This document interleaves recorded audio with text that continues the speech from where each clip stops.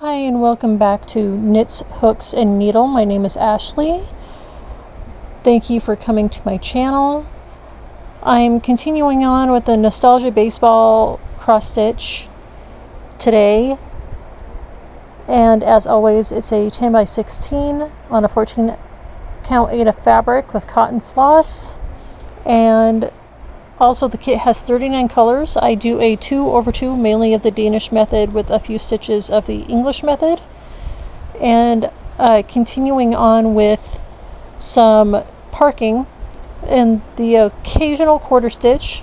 I'm also doing my personal variant of royal columns. On this part, I'm kind of moving from the bottom up. I will be changing that out soon. And I hope that everybody has been having a good day, staying out of the heat, perhaps, and just using crafts to be preoccupied while you're staying inside, drinking tons of water.